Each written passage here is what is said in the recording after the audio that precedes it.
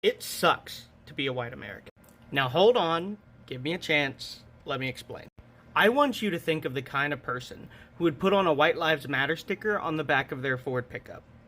Why do they do that? Is it all racism? Well, yeah. But I think it goes a lot deeper than that. White Americans basically have no culture. Not in the same way we see other people. And we white people, we know this inherently, and it scares us. Hello guys, welcome once again to the channel. I hope wherever you're watching, you're having a great time.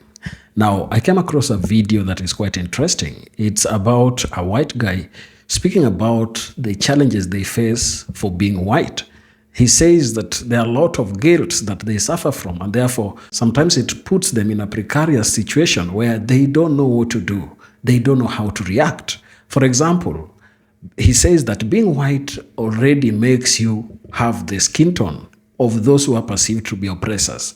And therefore he says that he hopes that his people at some point will have to accept the fact that whites have done worst to black people and others who are non-white.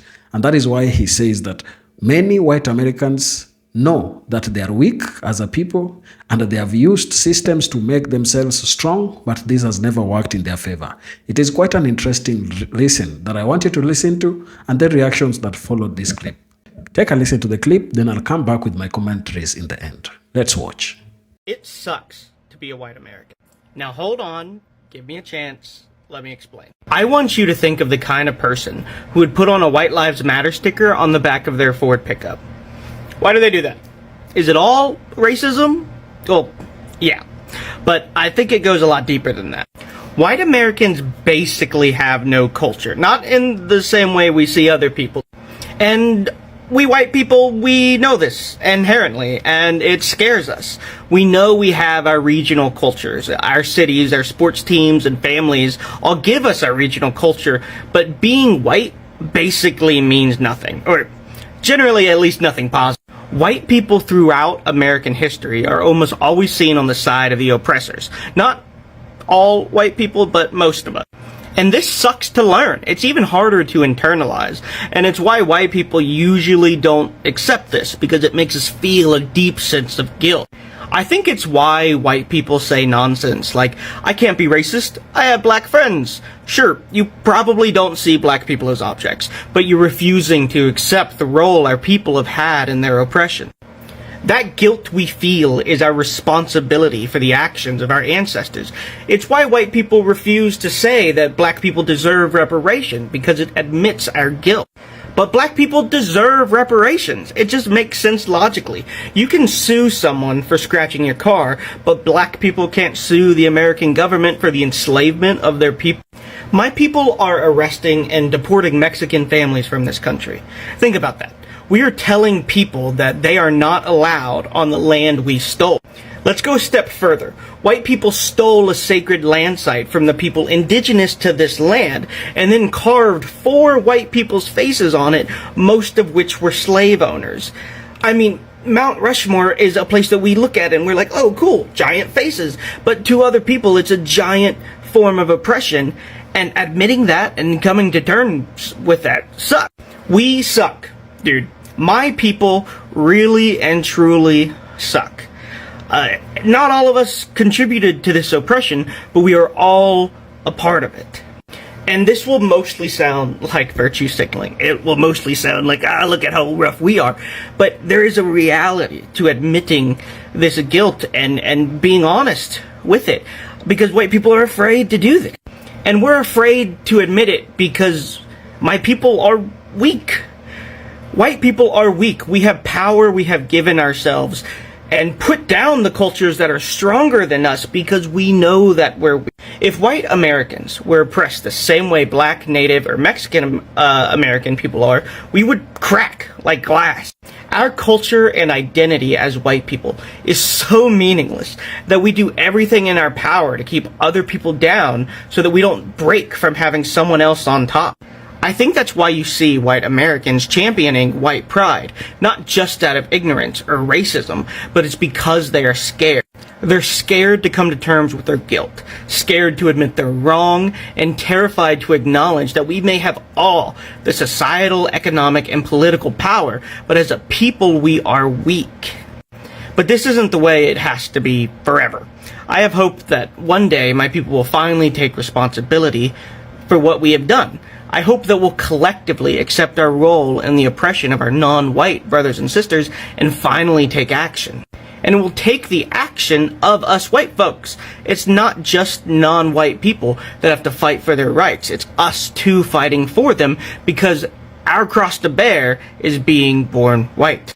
Being born with the skin color of the oppressors means that we have to fight to be nothing like them. We're not near that right now.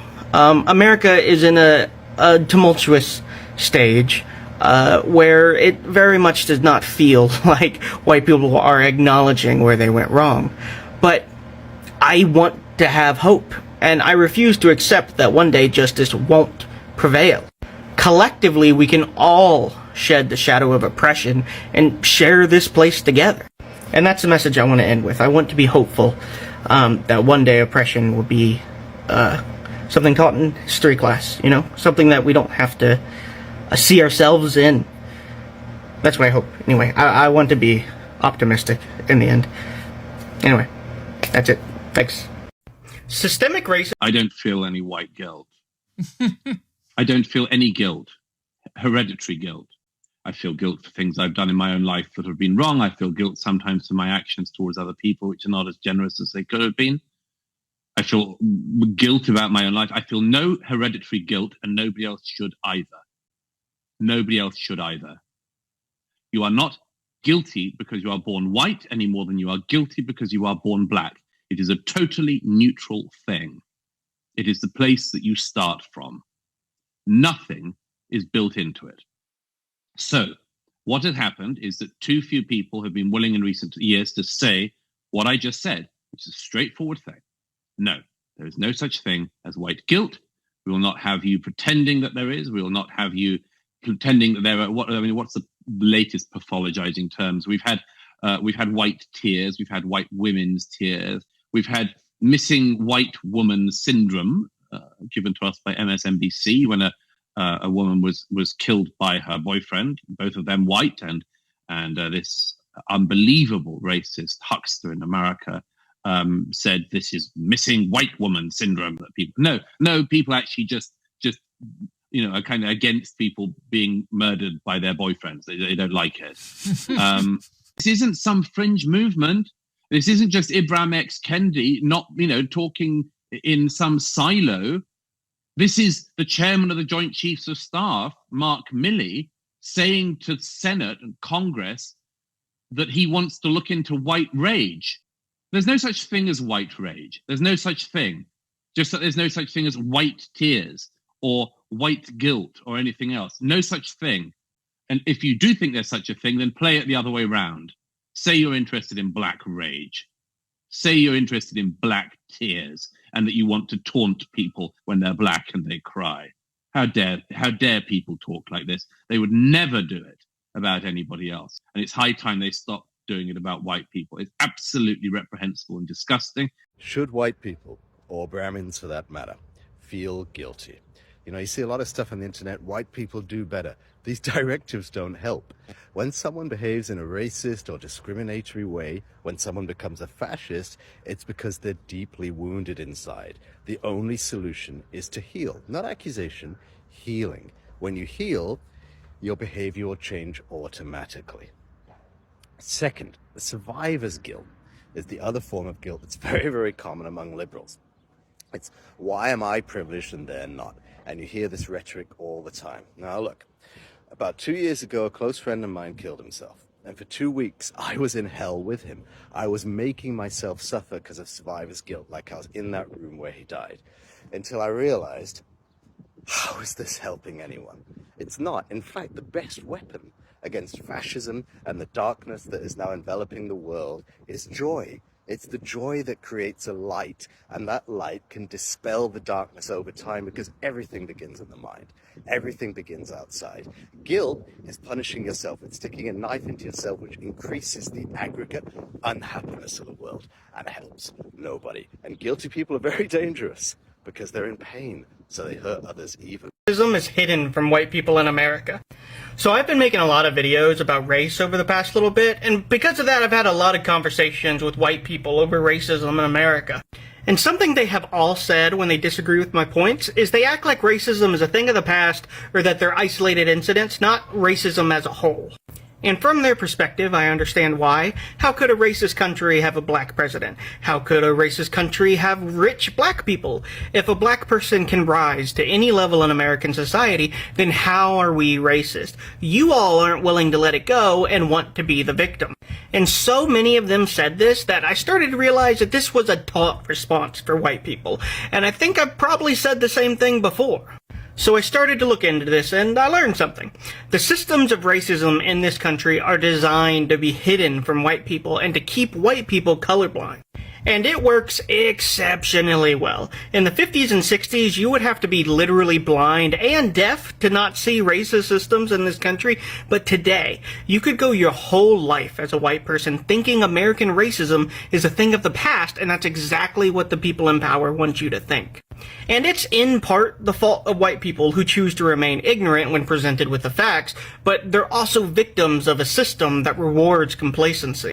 Why would we change? It doesn't benefit us in any way to acknowledge systemic racism. Remaining ignorant is the white survival strategy. But what's crazy is just how powerful this system is, and it still manages to be hidden from white people. You can find systemic racism in education, healthcare, housing, employment, immigration, hell, even environmental racism. It is everywhere. Yet white people still have to go out looking for it to see it. There's a lot more about this, but I'm going to end it here. If you're a white person watching this video, I heavily encourage you to learn more about systemic racism because it will teach you a lot about yourself, and you'll join the ranks of white people that want to change. You know, Martin Luther King Jr. said that white and black folks are tied together in a single garment of destiny. What affects one directly affects all indirectly. And by deciding to change, it's our first step towards generational change. And one day, the system will fall apart because there's no one left willing to uphold it. And that'll be all, guys. Peace. Racism is about jealousy. If you think that's a reductive statement, please stick with me. When I say jealousy, I'm talking about insecurity, which is really what jealousy is, but I think it's easier to understand if I say insecurity rather than just jealousy. Because we know from appropriation that we are very jealous of other cultures. Why would we want to listen to the music, eat the food, wear the clothes, do the hairstyles, have everything, the language, but not give credit where credit is due and not uplift the people who created it? White people are so lost in feeling like they don't have a connection to culture, especially many of us who are very far removed from our European roots. And I think the need to fill that space and that insecurity of this lack of culture and lack of something to call our own is often filled with cultural appropriation and the idea that being white is superior. I was first introduced to this concept of racism being jealousy in college, and I can't trace it back to one particular scholar, but I would like to give credit where credit is due to that black scholar. If you can find anything tracing it to one particular person, please leave that in the comments. I think it's important to think about racism in this way if we want to unlearn it. Because, as some people say who are non-monogamous, or anyone who's just working on their relationships, jealousy is an indicator that something is not quite right with us. It's an indicator of our insecurity and how we might be feeling. It's not about what our partner is doing or what someone on Instagram is doing with their life that makes us feel inadequate. It's about something going on inside. And I think we really need to interrogate that. What is it about people of color showing excellence, people of color maybe being more in touch with culture, people of color being more in touch with the environment, people of color making better food, and everything else that we envy, what does that trigger in us? And why do we have the need to put those people down? It's about jealousy. And if we can figure out that we're feeling that way and trace that feeling back to maybe some of our unconscious biases, I think it's a lot easier to start thinking about, how can we unlearn that? How can I feel secure in my identity as a white person who has roots in maybe Italian and like other cultures, but like doesn't really feel connected to anything? How can I feel secure in myself to not want to put others down, whether that be racism or any other form of discrimination, or just plain hating on another woman because she's amazing? You know, I think this makes it seem like racism is very simple, but it also just helps us frame it in a way that's accessible to us. We know that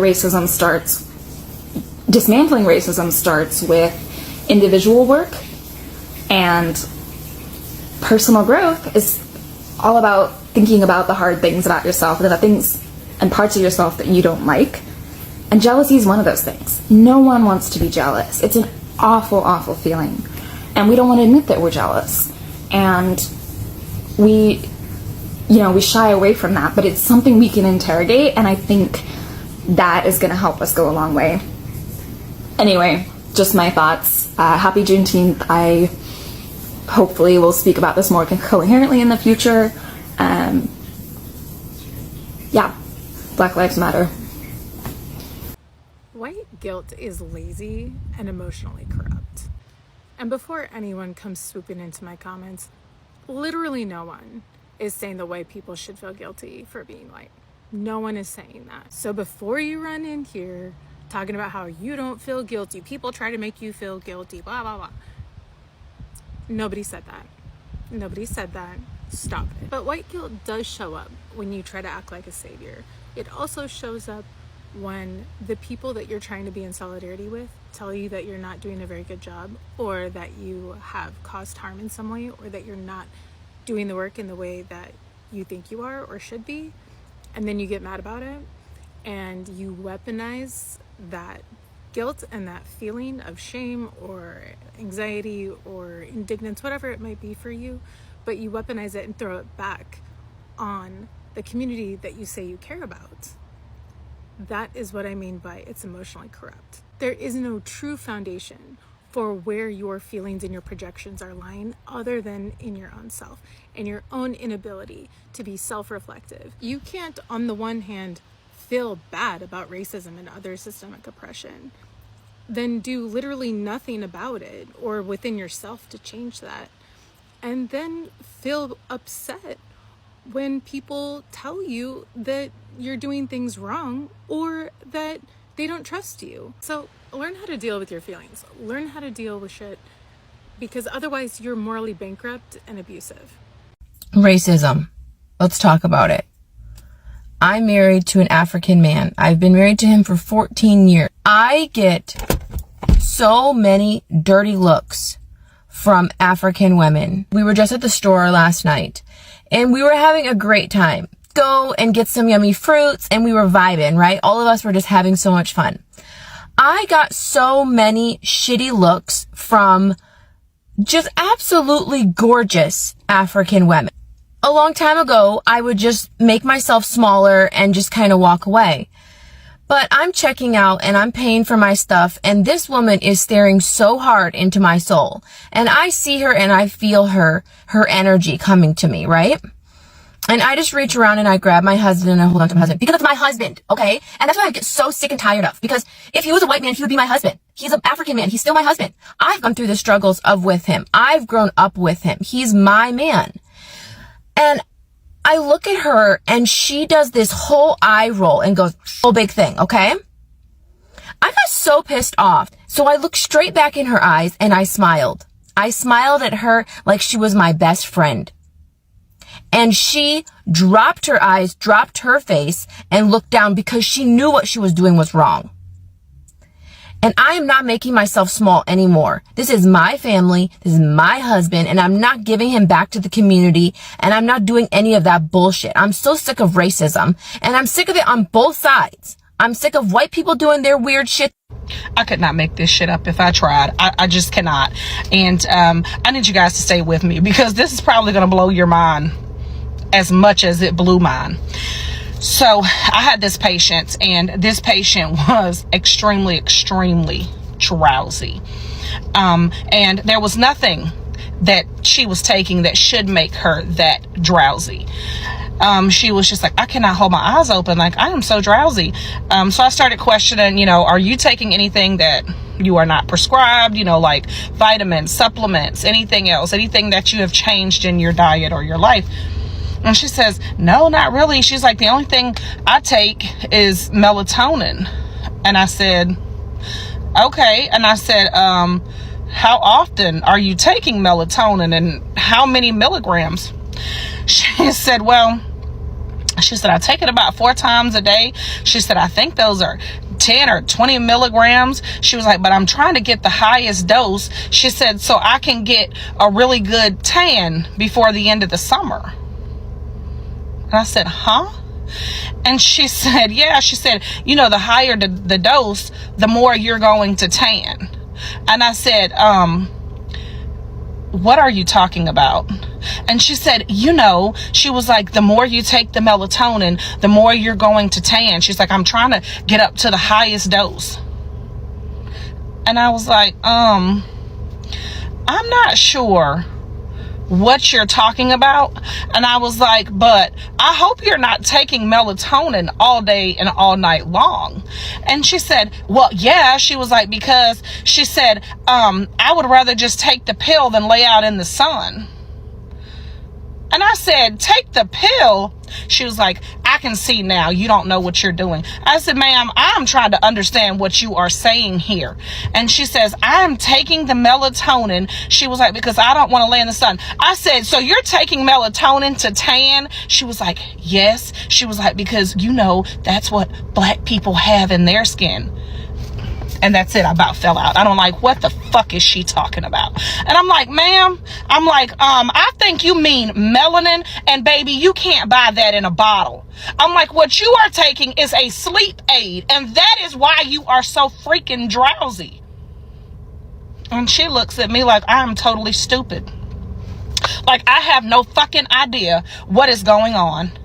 And she's like, so that's not melatonin that's in their skin? I was like, no, that is melanin. And baby, you have to be born with it. That is not something you can buy in a bottle. You might want to throw them fucking melatonins away before your ass goddamn collapse some fucking where. I can't make this shit up. Now, from the clips that you've just watched, I think one thing that we get out of it is that most whites are suffering from the white guilt. It is tough for them being white people. In as much as some of them might have that good heart that they want to be living freely with others, they know that because of the skin tone that they have, everybody's going to view them as an oppressor. Everybody's going to view them as though they have fully participated in oppressing others. And that is why he says that being white is already a problem for them. And it is really hard being a white person in America. And I tend to agree with him. As long as you are white, I'm sure that when you go within black circles, you'll always be treated as a white person because they know that there is no day that whites have genuinely come to them to offer any remorse or even behave in a way that they appreciate the challenges that blacks have gone through. And that is why he says that white guilt is the major problem. This makes them not even in any point want to accept that they have been wrong over the years because they know that accepting this puts blame on them. Yet some of them have not directly been involved in oppressing or even making blacks look inferior. White Americans often complain about white guilt because they feel it imposes an unfair burden of historical responsibility on them for actions they did not personally commit. This sentiment arises from societal narratives that emphasize collective guilt for past injustices like slavery or colonialism, which can make individuals feel blamed or shamed for their racial identity. They argue this creates a sense of unwarranted moral culpability, fostering resentment. The perception of disadvantage stems from policies like affirmative action or diversity initiatives, which some white Americans believe prioritize other groups over them in education, employment, or opportunities. They feel these measures intended to address historical inequalities can result in reverse discrimination, where their qualifications or merits are overlooked in favor of less qualified candidates from underprivileged groups. White guilt also fuels societal pressures to self-censure or conform to specific ideological expectations, such as avoiding certain topics or expressing opinions deemed insensitive. This can make white Americans feel their freedom of expression is curtailed, creating a sense of walking on eggshells to avoid being labeled as prejudiced, which they perceive as a loss of personal agency.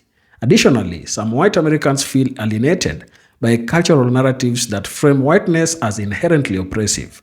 This can lead to a sense of being marginalized within their own society, as public discourse sometimes portrays their identity negatively, diminishing their cultural pride or sense of belonging.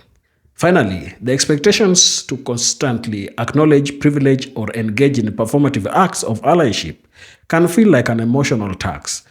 White Americans may feel disadvantaged by the mental energy required to navigate these expectations, believing they are held to a higher standard or moral scrutiny than others, which breed frustration and a sense of unfair treatment.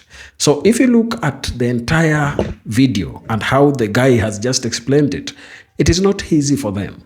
They find that they are damned if they do and they are damned if they don't, because just because they are white already, looking at them, anybody who comes from the oppressed group will already see them as the oppressor. And for them, they want sometimes to fit in certain spaces, but because of the skin tone that they have, they get to feel disadvantaged in some aspects.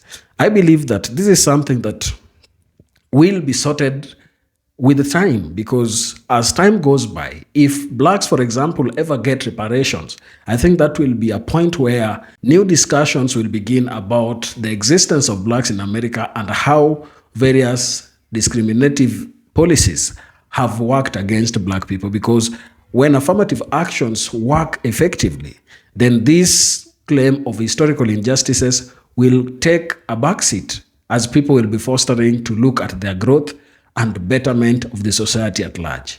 Share your thoughts down in the comment section. And if you're watching us for the first time, please remember to subscribe to the channel, like the video, and share. Thank you, and let's meet to the next one.